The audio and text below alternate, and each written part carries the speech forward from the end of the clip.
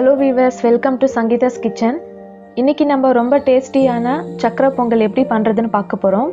அதை செய்கிறதுக்கு 1 கிளாஸ் பச்சரிசி எடுத்துக்கலாம். அப்புறம் 1/2 கிளாஸ் பாசிப்பருப்பு எடுத்துக்கலாம்.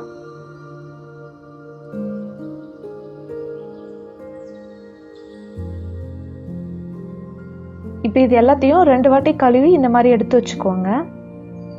இப்போ இதில் நம்ம அரிசி எந்த கிளாஸில் எடுத்தோமோ அதே கிளாஸில் 2 கிளாஸ் தண்ணி ஊற்றி நல்லா ஊற விடுங்க ஒரு 15 நிமிஷத்துக்கு.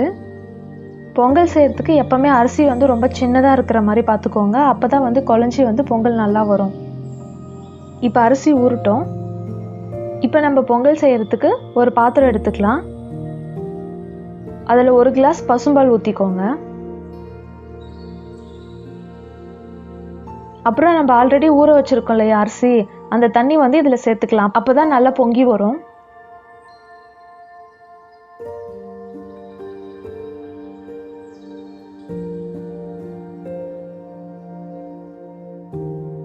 இப்போ இந்த பால் கூடவே 2 கிளாஸ் தண்ணி சேர்த்துக்கலாம். நீங்கள் பூஜைக்காக எப்போ வீட்டில் சக்கரை பொங்கல் செஞ்சாலும் இந்த மாதிரி அதை நல்லா பொங்க விடுங்க. அது எவ்வளோ பொங்கி வருதோ அந்த அளவுக்கு நம்மளோட வாழ்வும் வளமும் செழிப்பாக இருக்கும்னு சொல்லுவாங்க. இப்போ பாருங்க, நல்லா பொங்கி வந்துடுச்சு.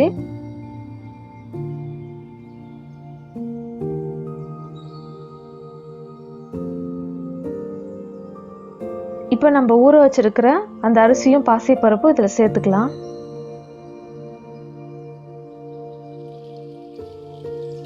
சேர்த்துட்டு ஒரு வாட்டி கிளறி விடுங்க, இல்லைன்னா அப்படியே அடியில் பிடிச்சிடும். இப்போ இந்த அரிசி ஒரு 60% குக் ஆனதுக்கப்புறம் இதில் 1 கிளாஸ் நம்ம தேங்காய் பால் சேர்த்துக்கலாம். இந்த தேங்காய் பால் தான் அந்த சக்கரை பொங்கலுக்கு ரொம்பவே டேஸ்ட்டாக கொடுக்கும். இப்போ அதை நல்லா வேக விடுங்க. இப்போ பாருங்க, அரிசி நல்லா குழஞ்சி வந்துடுச்சு. நம்ம அரிசி எந்த கிளாஸில் போட்டோமோ அதே கிளாஸில் 2 கிளாஸ் வெல்லம் எடுத்துக்கலாம். வெல்லத்தில் கல் இருக்குன்றதுனால நம்ம இந்த மாதிரி பண்ணி வடிகட்டி எடுத்துக்கிறோம்.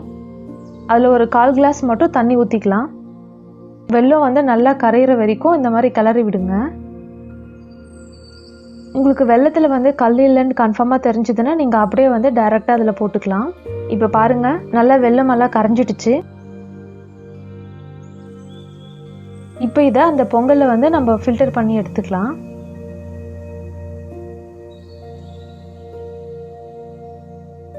இப்போ நல்லா கிளறி விடுங்க.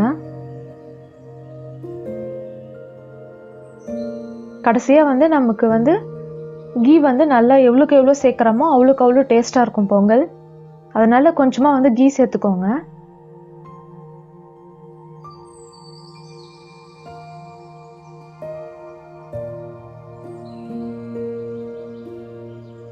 இப்போ கடைசியாக இறக்கிறதுக்கு ஒரு 2 நிமிஷத்துக்கு முன்னாடி நம்ம ஏலக்காய் பவுடர் சேர்த்துக்கலாம்.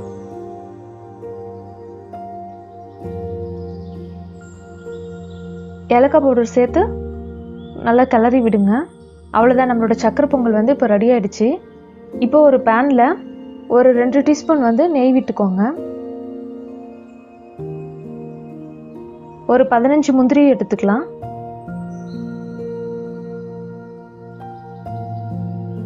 இந்த மாதிரி கோல்டன் கலர் ஆகிற வரைக்கும் நல்லா அதை வறுத்து எடுத்துக்கோங்க.